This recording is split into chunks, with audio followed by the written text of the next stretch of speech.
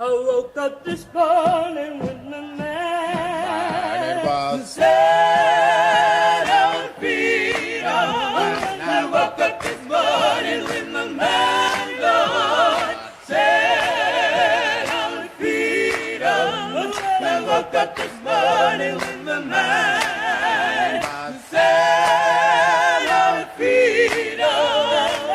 Hallelujah, hallelujah, hallelujah, hallelujah. Today's honored guest has long been an advocate of nonviolence and is recognized as the leading figure of the civil rights movement in the United States. He was the youngest man to win the Nobel Peace Prize, winning it at the age of 35. At the present time, in addition to his civil rights activities, he's been one of the leading critics of President Johnson's war policy. It's with great pleasure that I introduce to you the Reverend Dr. Martin Luther King, Jr.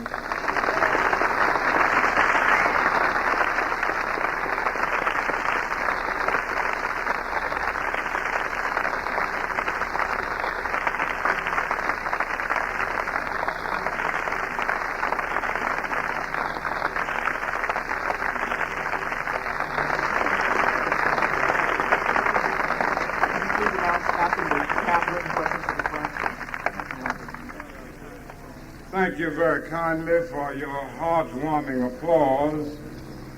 Someone has said that when an audience applauds you before you speak, that represents faith. When they applaud in the middle of your speech, that represents hope. And when they applaud at the end, that represents love. So you have demonstrated great faith today, and I certainly want to appreciate your very heartwarming applause. I need not pause to say how very delighted I am to have the privilege of coming to this great institution of learning and the privilege of discussing with you some of the vital issues of our day. No one can overlook the fact that the University of California is one of the truly great universities of our world. I think one of the great needs in our world today, and certainly in our nation, is for the revolution of values. And I, for one, appreciate the fact that you here at Berkeley have constantly reminded all of us in our whole nation that we must review our values. And I would also like to express my deep personal appreciation to you as a civil rights leader for the support that you as a university and a concerned student body have given to the civil rights struggle, as we have labored tirelessly and unrelentingly to achieve first-class citizenship.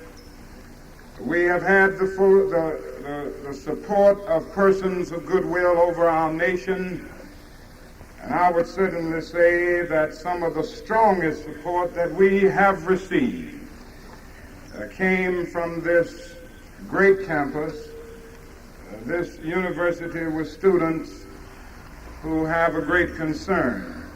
And I want to thank you because you, in a real sense, have been the conscience of the academic community in our nation. And I can only say, keep up the good work and keep up this great concern. I want to talk with you this afternoon from the subject America's chief moral dilemma. There can be no gainsaying of the fact that America has brought the nation and the world to an awe-inspiring threshold of the future. We have built machines that think, and instruments that peer into the unfathomable ranges of interstellar space. We have built gigantic buildings to kiss the skies and gargantuan bridges to span the seas. Through our spaceships, we have carved the highways through the stratosphere. Through our airplanes, we've dwarfed distance and placed time in chains. And through our submarines, we have penetrated oceanic depths. And this is a dazzling picture of our nation's scientific and technological progress. But when we look to the other side, something basic is missing. Our nation suffers from a kind of poverty of the spirit, which stands in glaring contrast to our scientific and technological abundance.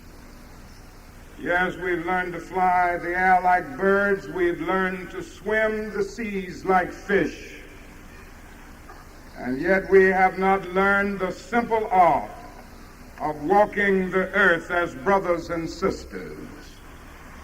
Henry David Thoreau talked once about improved means to an unimproved end. And so often we have allowed the means by which we live to outdistance the ends for which we live.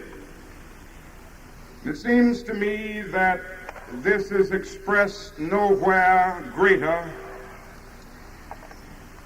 than in the continued existence of racism, poverty, and war. These are the three evils that I want to talk about this afternoon, evils that must be dealt with and problems that must be solved if we are to go on positively and creatively in the days ahead. Racial injustice is still the black man's burden and America's shame.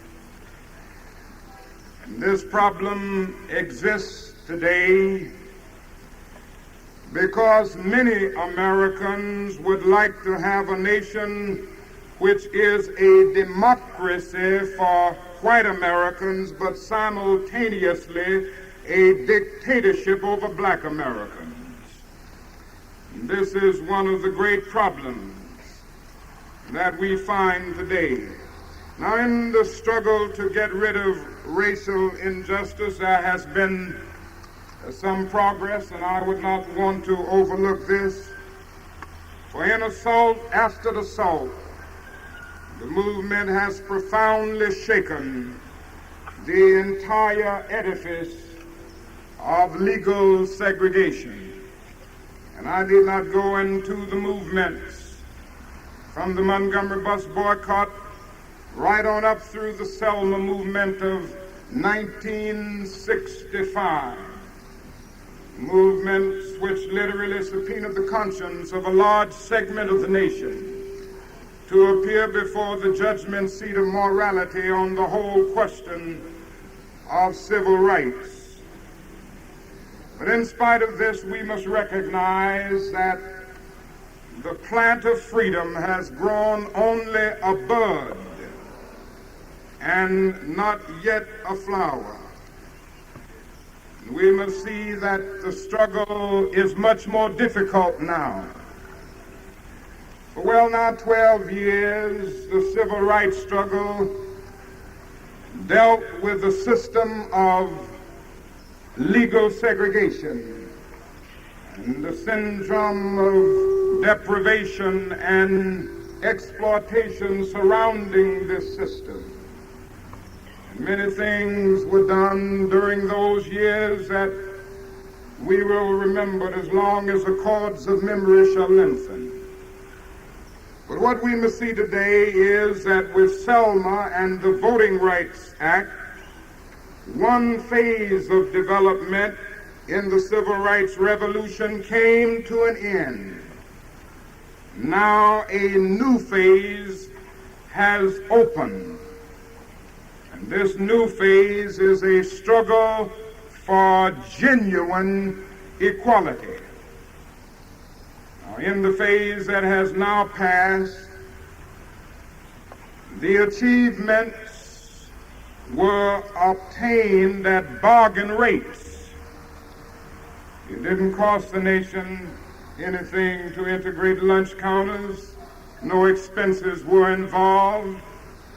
No taxes were involved. It didn't cost the nation anything to integrate libraries, motels, and hotels.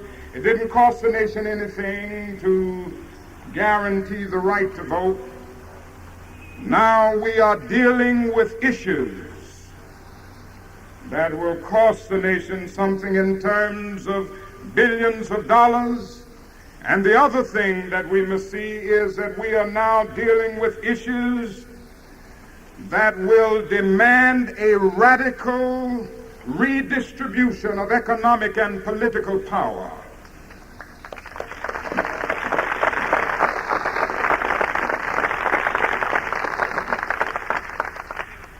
Many of the allies who went with us in the first phase are going in this phase.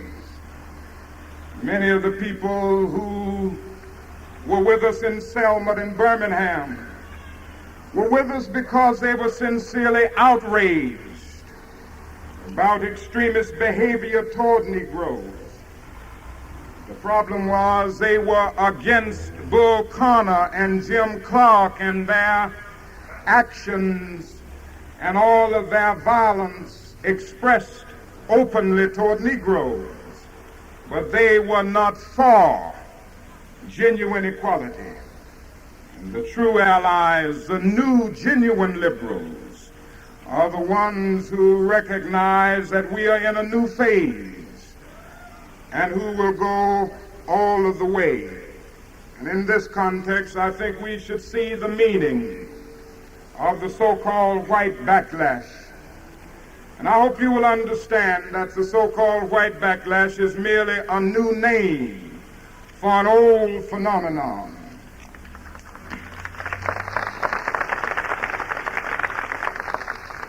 We must honestly face the fact that there has never been a single, solid, determined commitment on the part of the vast majority of white Americans on the whole question of racial equality.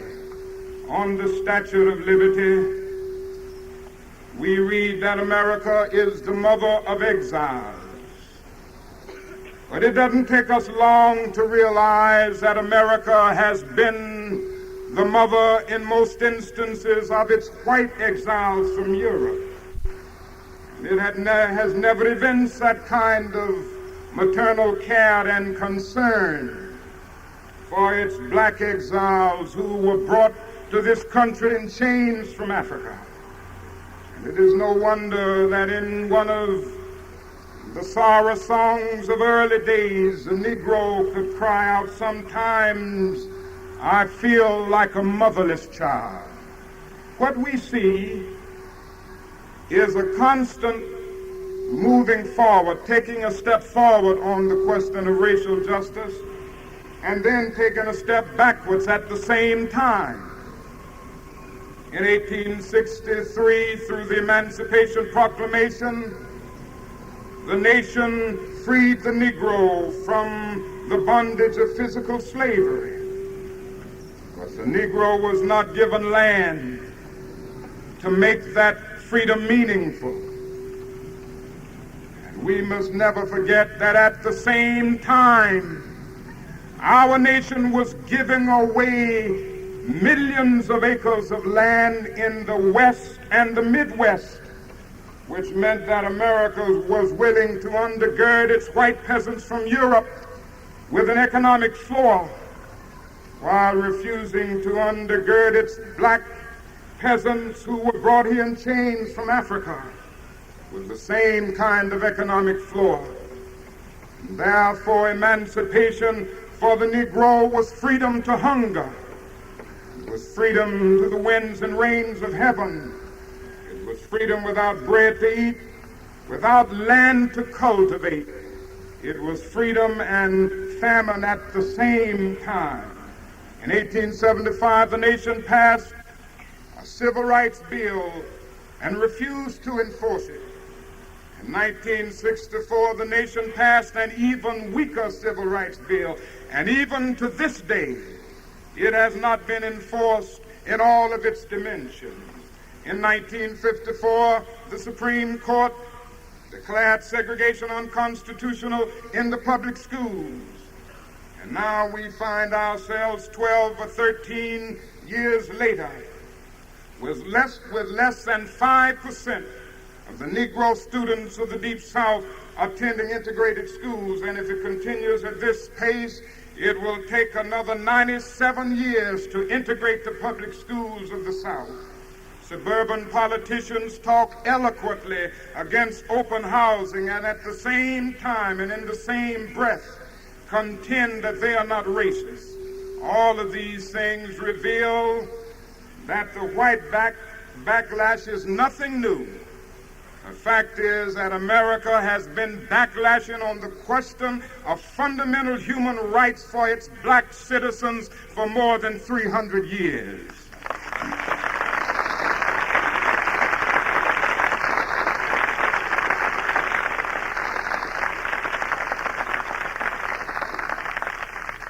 So we must not allow anybody to take our eyes from the real problem. I condemn riots as strongly as anybody, but riots did not cause the white backlash. Nobody had rioted in Watts when the state of California voted out of existence a fair housing bill.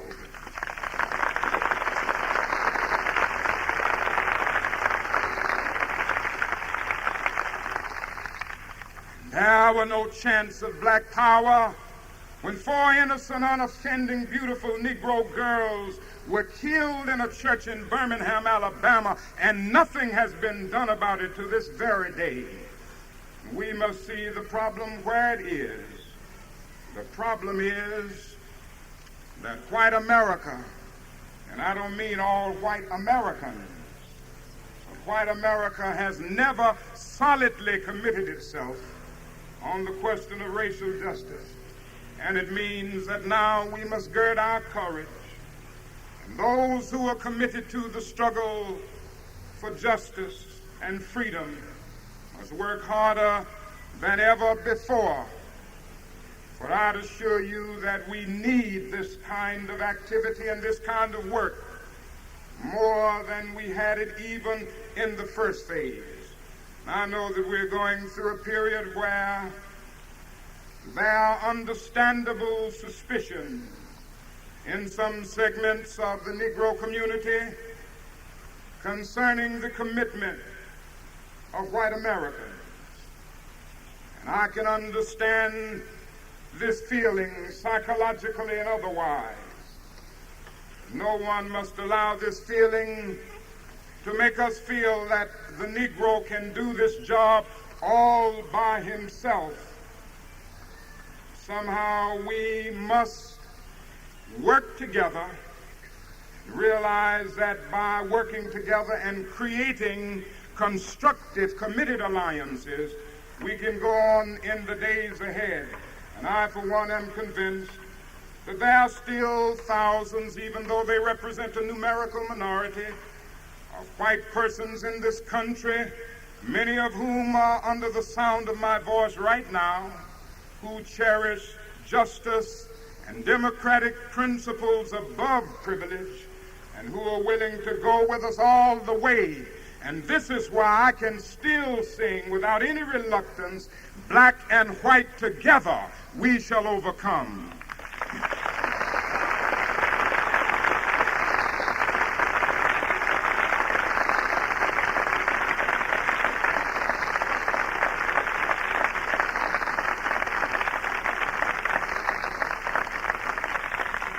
Now, the second evil that I would like to mention is the evil of poverty.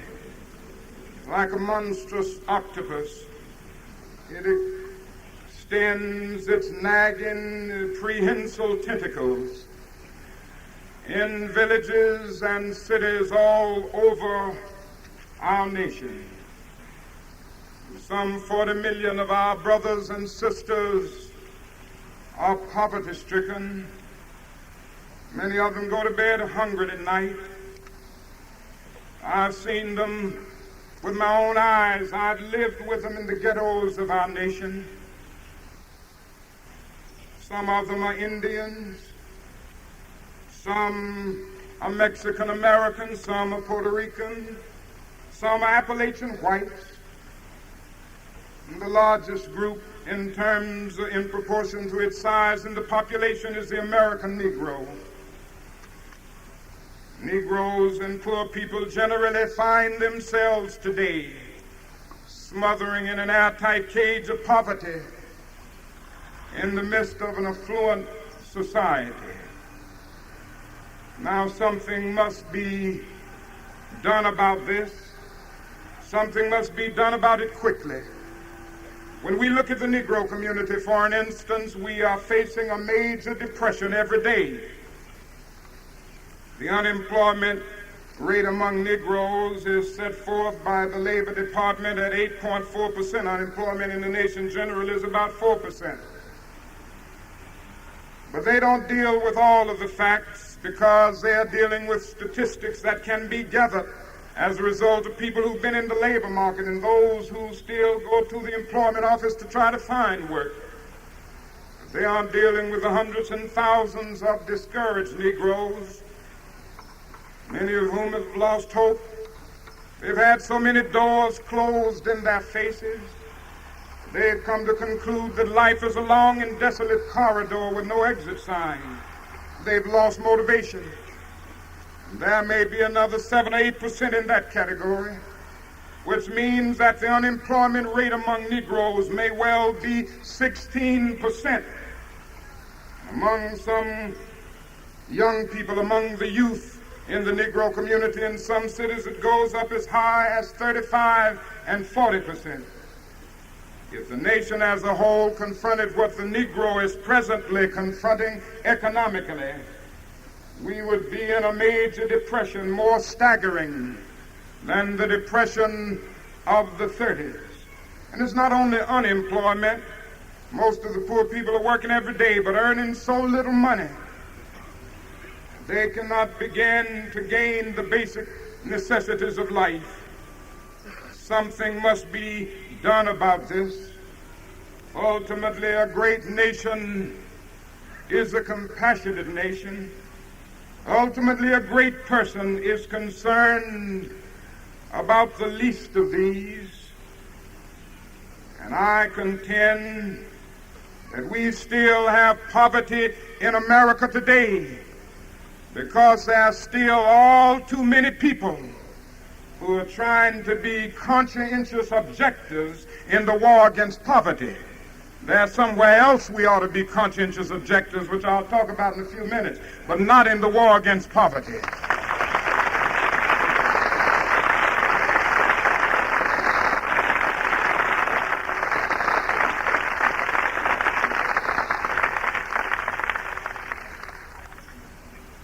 The problem is, you see, we have the resources in America to end poverty. The question is whether we have the will. And if we are to end poverty, there must be a tremendous reordering of priorities. Senator Harkey estimated the other day that we spend $500,000 to kill every enemy soldier in Vietnam. And when you look at the other side, it's tragic. We spend only $53 a year for every person that's considered poverty-stricken, and half of that goes for salaries for those who are not poor. The question is, what are we trying to win today? I'm afraid that the administration of our nation is more concerned about winning an unwinnable war in Vietnam than about winning the war against poverty right here at home.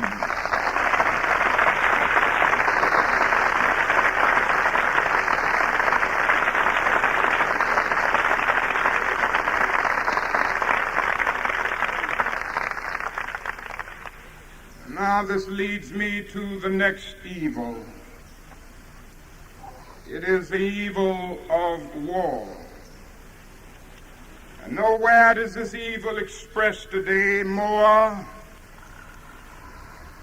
than in the tragic, unjust, evil war in Vietnam. It's tragic that we got in it from the very beginning.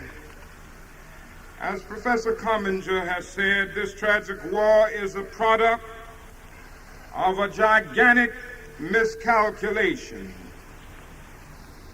that the world after 1945 was and would remain divided into two great blocks, one representing light and the other darkness, and that we who represented the light stood at Armageddon and battled for the Lord.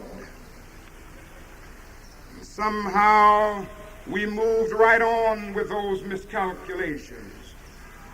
This war is the product of a gigantic miscalculation about China and about Asia, probably the largest and most fearful miscalculation in diplomatic history.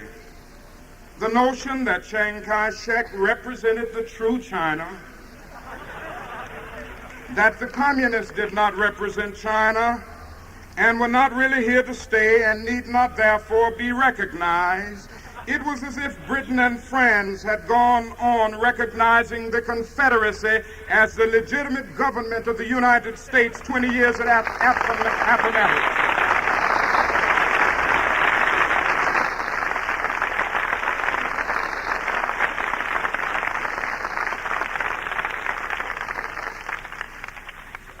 It is the product of an almost demonic delusion that we were not only called upon to set and keep the rest of the world straight, but that we had the material, intellectual, and moral resources to do this. It is a product of grave miscalculations that because we were a world power, we had power and could use it everywhere in the world. And out of this melancholy body of obsessions and miscalculations have come those notions now so familiar that we, not the United Nations, are the peacekeeping instrument of the modern world. Once accept these assumptions almost paranoid in their sweeping vastness, and our war in Vietnam takes on a kind of nightmarish logic. This war has all of the dimensions of a Greek tragedy. And it has done so much damage to our nation.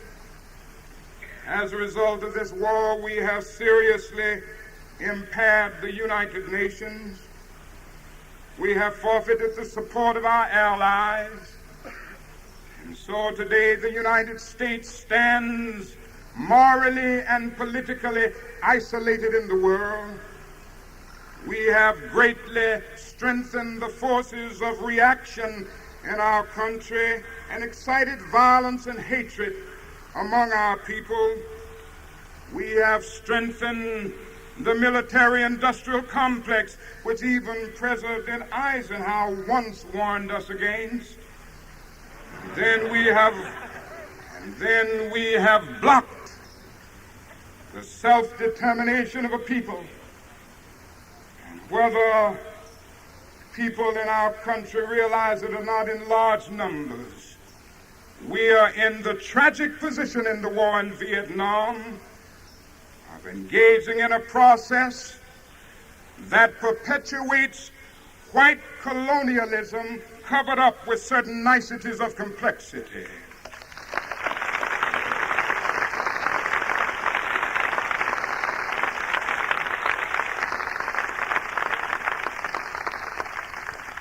And as a result of this war, we have diverted attention from civil rights.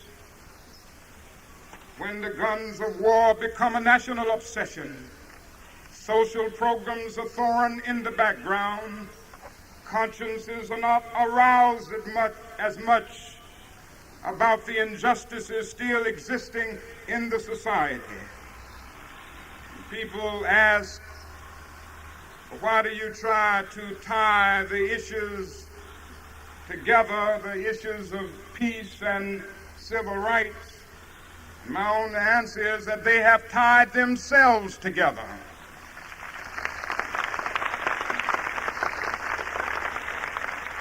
There can be no doubt of the fact that this war has hurt the civil rights movement, and this war is standing in the way of programs that could aid us in dealing with this new phase of the human rights revolution. Another thing about the war in Vietnam is that it has made the principle of dissent one of the chief casualties of the war. And there is a mad attempt today, sometimes overtly and sometimes covertly, to equate dissent with disloyalty, and to say that those who are concerned about withdrawing from Vietnam and ending that war are venal enemies of our soldiers. Well, I want the record to show that I'm against the war, and one of the reasons, along with many, is that I see so many fine, bright, promising young men taken out of society, taken out of school, sent away to fight in this unjust war. And what we are saying is that we are our boys' best friends because we want them to come home. It's time to come home from Vietnam.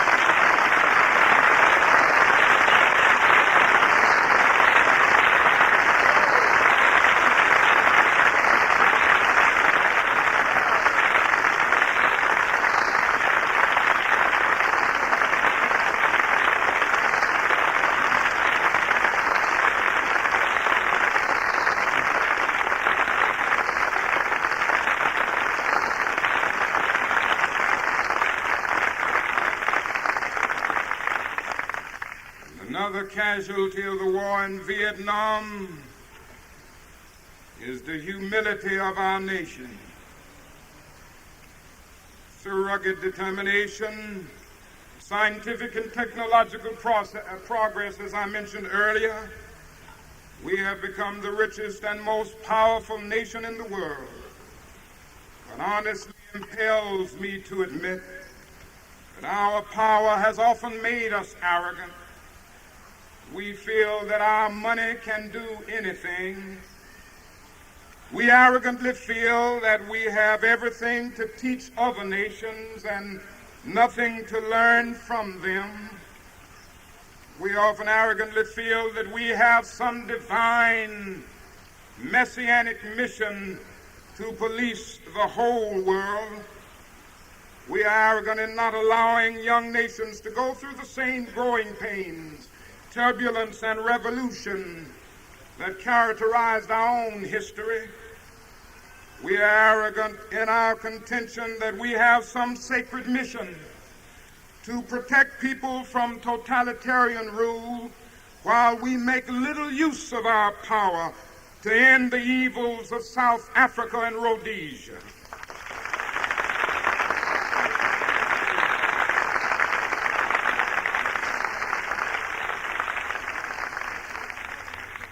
We are arrogant in professing to be concerned about the freedom of foreign nations while not setting our own house in order. Many of our senators and congressmen vote joyously to appropriate billions of dollars for the war in Vietnam. And these same senators and congressmen vote loudly against a fair housing bill to make it possible for a Negro veteran of Vietnam to purchase a decent home.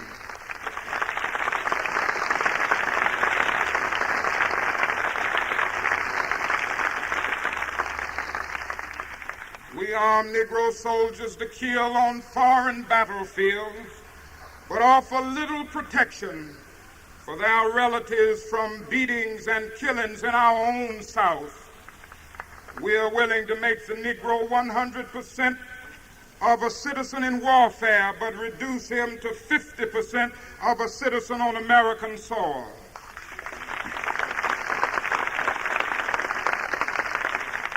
And so of all the good things in life, the Negro has approximately one half those of whites. Of the bad things, he has twice those of whites. Thus, half of all Negroes live in substandard housing, and Negroes have half the income of whites. When we turn to the negative experiences of life, the Negro has a double share. There are twice as many unemployed. The infant mortality rate is double that of white. And there are twice as many Negroes dying in Vietnam as whites in proportion to their size in the population. And all of this tells us that our nation has a great deal to do in using its vast resources of power to solve the problems facing our nation and facing mankind. The other thing about this war in Vietnam is that it has increased the possibilities of all-out nuclear warfare, and therefore it has increased the possibilities of the destruction of all mankind. And I must say to you honestly this afternoon, and I'm sad to say it, but I fear that the clouds of the Third World War are hovering mighty low. And if there is a Third World War which can destroy the whole of mankind, our government will have to take the chief responsibility for making this a reality.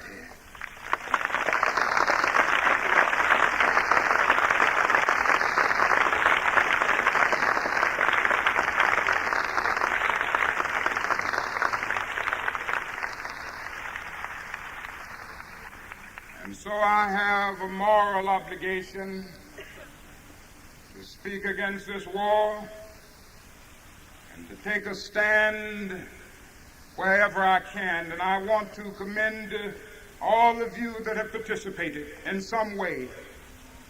And I urge you to continue.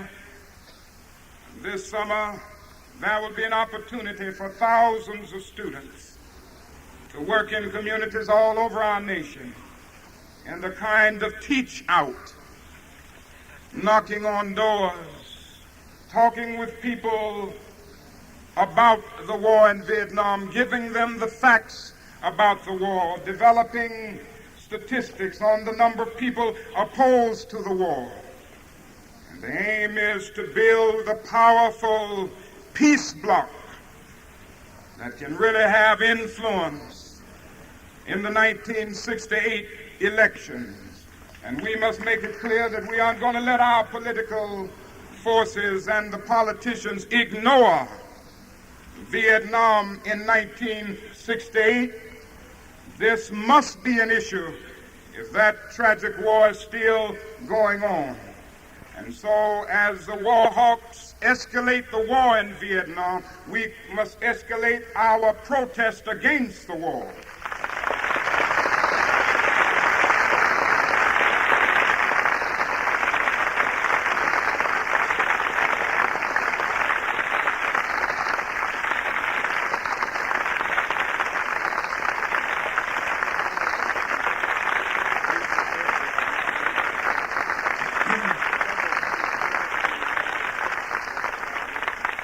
A reporter said to me the other day, Dr. King, don't you think you're hurting your influence?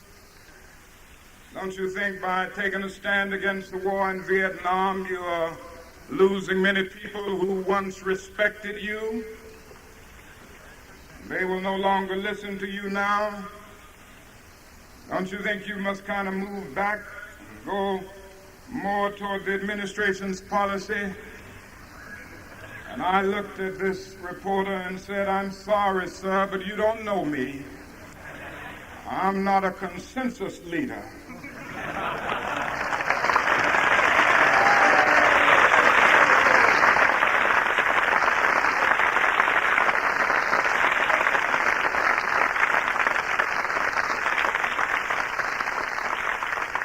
I went on to tell him that I do not determine what is right or wrong by going out taking a Gallup poll of the majority opinion. Ultimately, a genuine leader is not a searcher for consensus, but a molder of consensus. On some positions, cowardice asks the question, is it safe? Expediency asks the question, is it politic? Vanity asks the question, is it popular? Conscience asks the question, is it right? And there are times in life that you must take a stand that is neither safe, nor politic, nor popular, but you take it because it is right. And that is where I stand.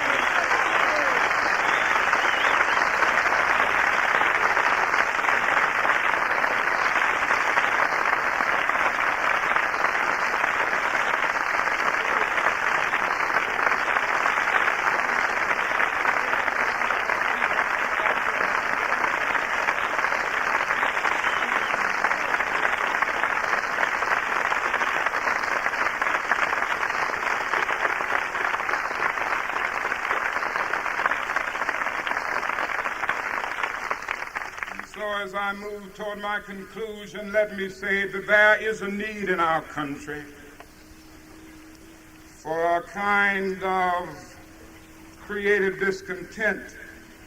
There are certain technical words that are used in every academic discipline.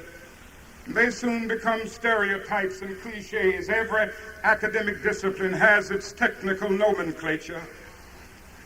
Modern psychology has a word that is probably used more than any other word in psychology. It is the word maladjusted.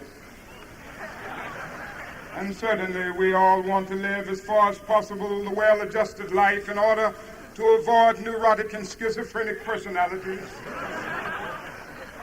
But I must say to you this afternoon, there are some things in our nation and in the world of which I'm proud to be maladjusted, and to which I call upon all men of goodwill to be maladjusted until the good society is realized. I never intend to adjust myself to racial segregation and discrimination. I never intend to become adjusted to religious bigotry. I never intend to adjust myself to economic conditions that will take necessities from the many to give luxuries to the few. I never intend to adjust myself to the madness of militarism. But in a day when Sputniks and explorers and Geminis are dashing through outer space and guided ballistic missiles are carving highways of death through the stratosphere, no nation can win. That is a world war. We must come to see now that the alternative to disarmament, the alternative to a greater suspension of nuclear tests, the alternative to strengthening the United Nations and thereby disarming the whole world, may well be a civilization plunged into the abyss of annihilation, and our earthly habitat will be transformed into an inferno that even the mind of Dante could not envision. It may well be that our world is in dire need of a new organization, the International Association for the Advancement of Creative Maladjustment.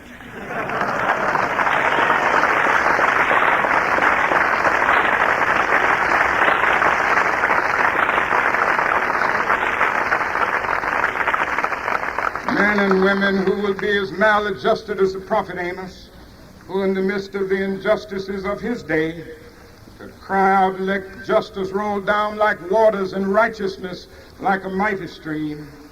As maladjusted as Thomas Jefferson, who in the midst of his own vacillations about slavery, scratched across the pages of history words lifted to cosmic proportions. We hold these truths to be self-evident, that all men are created equal. They are endowed by their Creator with certain inalienable rights, that among these are life, liberty, and the pursuit of happiness. Through such maladjustment, I believe that we will be able to emerge from the bleak and desolate midnight of man's inhumanity to man into the bright and glittering daybreak of freedom and justice. And somehow, I still have faith that keeps me going through these difficult days. I hope that we will develop the coalition of conscience and will solve this problem.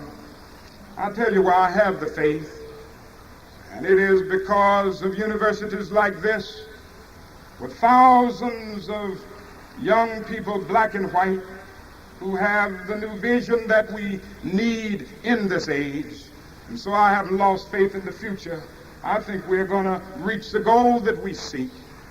And so I can still sing, "We Shall Overcome."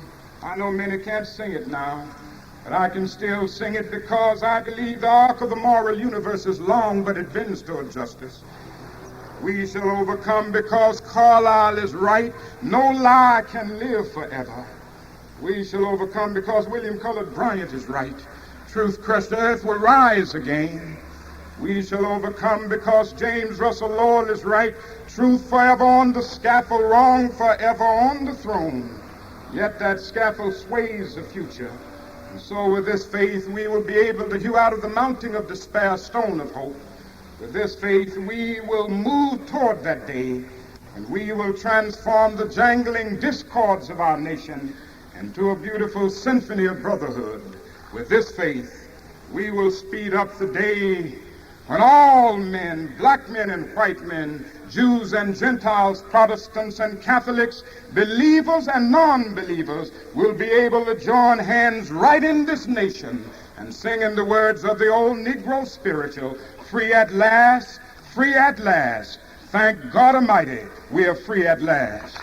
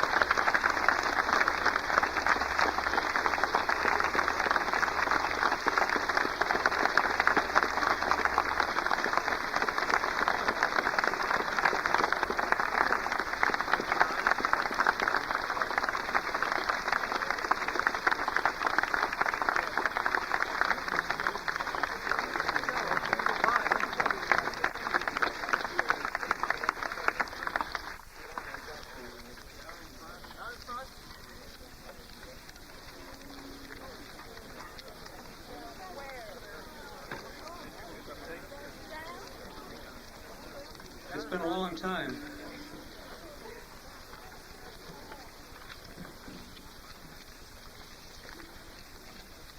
Dr. King has consented to answer questions. He already asked them.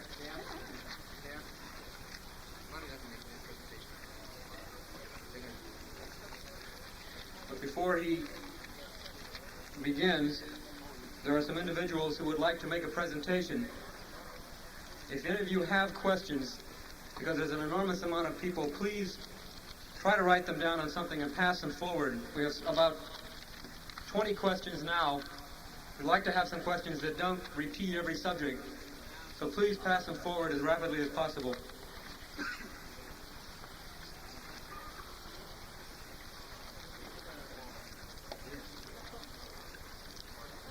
Dr. King, among us there are many thousands who have participated in the anti-war movements, the civil rights movements of the past, and many of us are very, very tired of voting for politicians that during election times talk peace and the day after escalate wars.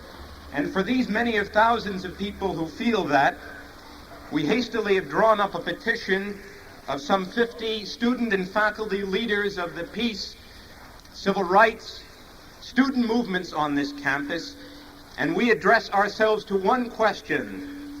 We ask a choice in 1968 to vote against war.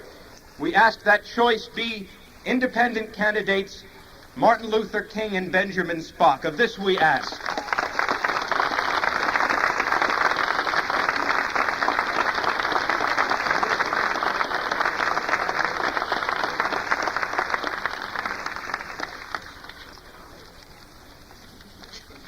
Dr. King would like to reserve his comment. There are about 5 questions which ask something relevant to do with that petition. First question is, Dr. King, do you advocate direct political resistance to the draft and the war effort instead of, or in addition to, religious opposition, a doctrine based on belief in a supreme being? If so, in which manner do you recommend today's youth confront the United States government? First, I think that is absolutely necessary to begin a massive movement through letter writing and other means, demonstrations if necessary, to change the draft laws on this whole question of conscientious objection. As you know, at the present time, it's based mainly on religious views in opposition to all wars, which means that only a pacifist could be accepted as a conscientious objector. I think the time has come for our nation to stop this process of invading the lives and even the convictions of thousands and thousands of young men in our country and give them the opportunity to be conscientious objectors of a particular war. This, I think, is very necessary, and I really think we need a movement around this. And I'm convinced that if this isn't done, thousands and thousands, and I believe it's growing every day, of young men who find this war objectionable and abominable are going to choose jail rather than going to fight in Vietnam.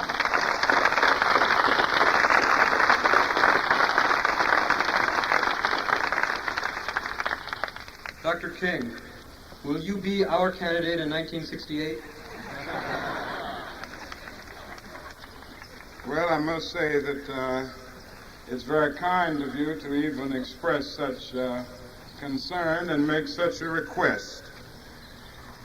I do think we have some major decisions to make in '68, and I do feel that we may be caught in a situation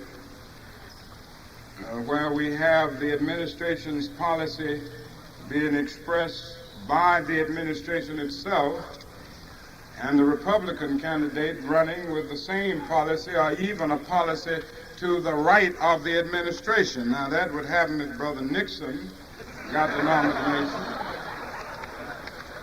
And of course, I certainly wouldn't come to California and talk about your good governor.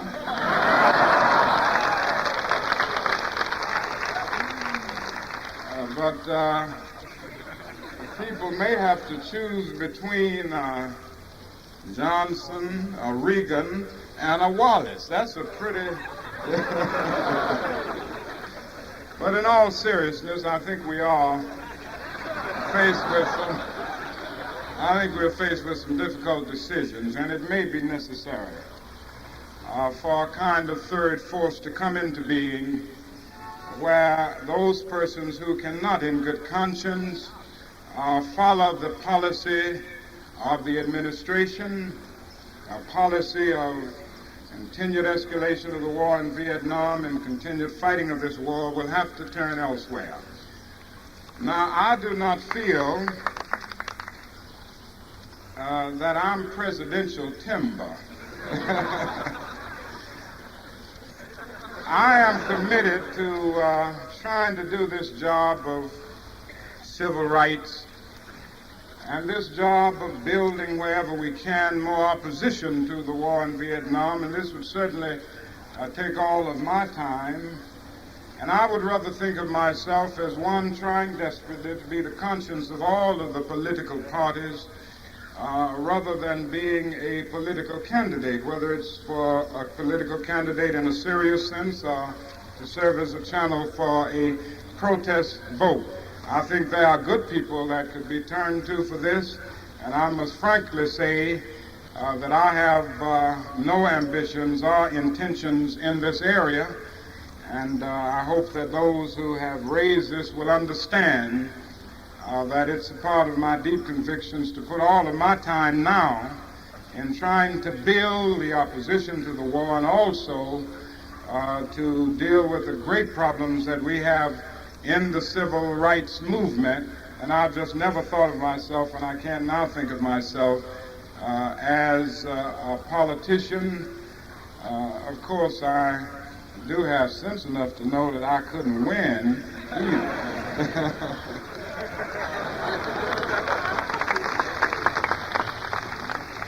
Dr. King, how do you view Stokely Carmichael's approach to the civil rights movement? Well, I would prefer to reverse the question. I got that question today, and the question in substance said that that Stokely Carmichael had harmed the civil rights movement. And I had to answer it by saying that the forces in our nation that continue to vacillate on the question of racial justice, and the forces that allow certain conditions that are intolerable to exist and continue to exist are doing much more harm to civil rights than Stokely Carmichael. I think also there may be points that some would disagree with in Stokely's philosophy, but I do think he has raised some very fundamental questions that we must all recognize.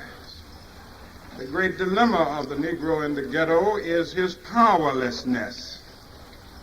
And it is necessary to transform that powerlessness into creative and constructive power. We do need political and economic power. Power is nothing but the ability to achieve purpose. It's the ability to effect change. And I think we should recognize that those who are speaking of black power have at least brought that point out, and a point that we tried to stress all along. I think the other thing that we must see is the necessity for a powerful psychological call to manhood in the Negro community. This is absolutely needed because of our bruised history, because for so long we were forced to believe that we were nobody. We became ashamed of our heritage, ashamed of our color, ashamed of our hair and everything else. And this was tragic. Now what we are saying is that we will assert our manhood, and this is something that is needed for growth. You see, our language messed us up here too, and we have a problem of semantics in a sense. If you will run through Roget's thesaurus, you'll find about 125 synonyms for black. They are all degrading, something evil, something low.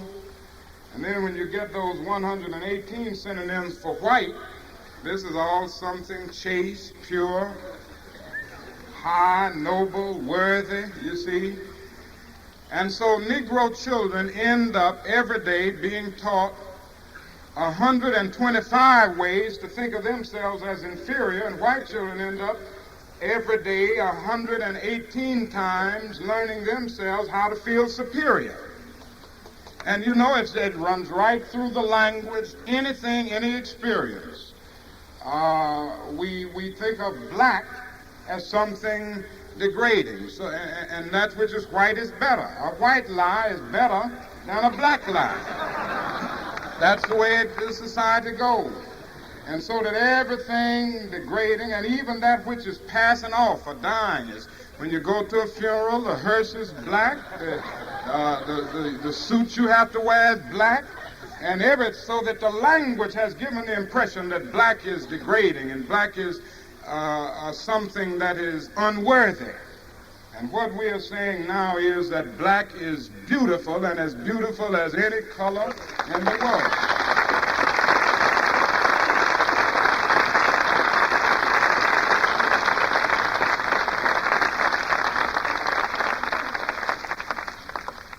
Now let me go on to say that however much I understand, I do feel that I must assert my own principles about black separatism.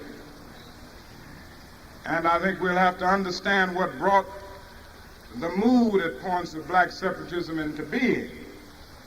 But I have to look at the fact that if the problem is to ultimately be solved, we must face the fact that there is no separate black path to power and fulfillment that does not intersect white roots. The problem is that we are dealing with problems in civil rights now that are human problems.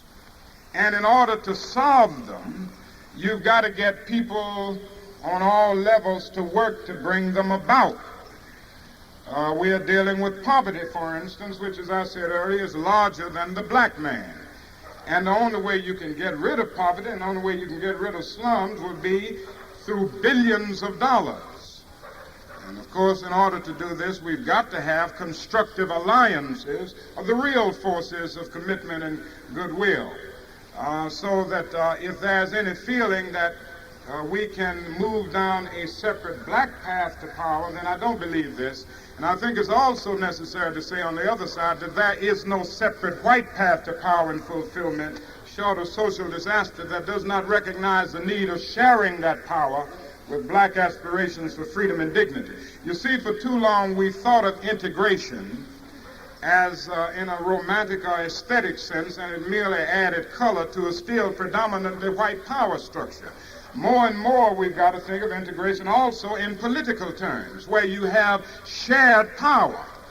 And so many people, thinking of it merely in aesthetic terms, will say, oh, we have an integrated community. Our neighborhood is integrated. We have 2 Negro families.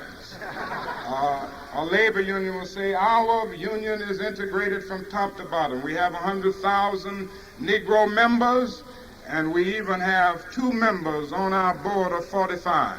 And that becomes integration, you see. And of course, integration is always moved toward the white community. It's the Negro going to some white rather than, again, an interchange. And I think it is very necessary to see all of this.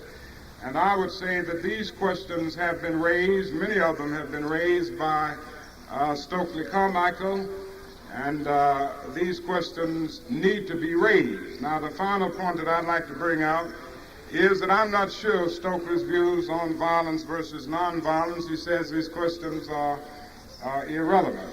I think you know my views on that, and I don't need to go into it in a long sense. I still believe that nonviolence is the most potent weapon available to the Negro in his struggle for freedom and justice. Now, I don't mean a weak emotion. Many people think of nonviolence as something weak. They fail to see that there is a masculinity and strength in nonviolence when it's truly organized, and it takes great courage. Many people confuse non-resistance to evil with nonviolent resistance. Nonviolent resistance does resist. And I do not see the possibility, even in practical terms, of the Negro winning a violent revolution in the United States. We have to study history here. And history tells us that no violent revolution is won unless the practices, those who are practicing the violence and seeking to overthrow a particular regime have the support of the non-resisting majority. Now, it may be true that during the Bolshevik Revolution, let us say, that all of the Russian people were not involved in the fighting, but they had the support of the vast majority of people as they were engaged in the fighting. It may be true that Castro has had a few people in the hills, but never forget that Castro had the support and sympathy of more than 95% of the Cuban people in seeking to overthrow the Batista regime. That's one thing that's true in every revolution. The other thing is, in most revolutions, in order to win, you've got to divide the army. A study of revolutions will reveal that the resisting violent force ultimately won the army. Now, I must be honest enough to tell you that I don't think the army, as it is presently structured, are going to aid the Negro in overthrowing anything in that sense. And certainly we wouldn't have the support of the vast majority of American people in a violent revolution. So even in practical terms, I think our best course of action is to develop programs of powerful organization around certain definite aims and objectives and move militantly to the point of achieving them. And I tell you, a mighty good program, as I mentioned earlier, somewhere today, to solve the problems that I see in the poverty area. We've got to do more than some of the things we're doing now, because this is not even a good skirmish on poverty, much less a war against poverty. We are in dire need of a guaranteed annual income for all American families.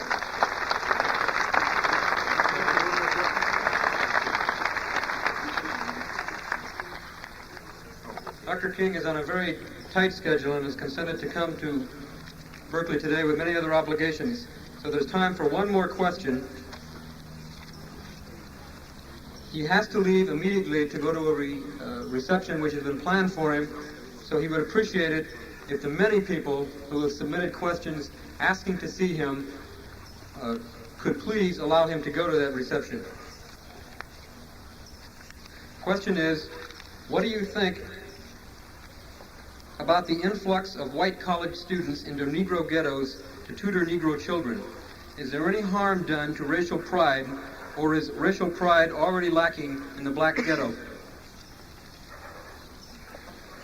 I personally favor committed white students working in Negro ghettos and working with Negroes. I've never given up on this hope, because I think that the more the Negro who feels hopeless at times and who feels cynical about life is able to see Negroes and whites working and living together in a very committed sense, the more it keeps the lamp of hope burning.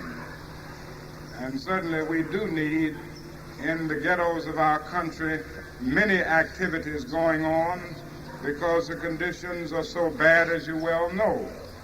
And I think this is one of the very constructive areas. There are many things that can be done and must be done, but the tutorial idea is very important. Now, I do feel that the whites who work in the Negro community must go to work with Negroes and not to do something for Negroes, because this becomes a kind of new level of paternalism. And there must be a complete understanding, a complete empathy, a kind of committed empathy. For this is the only way that a white person will be able to function in the ghetto. It's also necessary to understand some of the bitterness in the ghetto. I have to understand it myself. And I certainly know whites have to understand it. I have to go in the ghetto and hear my brothers cursing me out about talking about nonviolence, and I don't run from them. I curse them out. I put my arms around them and try to explain. We must understand the disenchantment and the discontent and even the bitterness. And I think through this period there is need for great compassion and great concern, and this will carry all of us a greater distance in the days ahead. I do want to mention, as I said earlier, the Vietnam Summer Project is underway, and the recruiting process is taking place. And here in this area, there is an office. The number is 415. I guess that's the area code, 7527766. And of course, the other main, I guess we would say, the national headquarters is in Cambridge, Massachusetts at this time. And I certainly want to reiterate the need for your support. In Cambridge, it's 129 Mount Auburn Street, Auburn, Mount Auburn Street. Now, this is, I haven't had a chance to go into the details of this, but my brothers mentioned it to me, and I'm always concerned about my brothers and the problems that we all face. Join Painter Union, local union number 4, and demonstrate against the firing of 3 painters by the Golden Gate Bridge. Now, I don't know the details of this, but I do know that these men have talked with me. They've been fired unjustly, and they've clearly demonstrated this, and there is a protest at the bridge on May 25th at 11 o'clock. It's at Union Square, Union Square, San Francisco on May 25th. When I'm making a speech, I always have so many requests made to mention something in the speech, and I always end up forgetting some. So if some of you have spoken to me about something that I should have mentioned and I forgot in the process, please forgive me.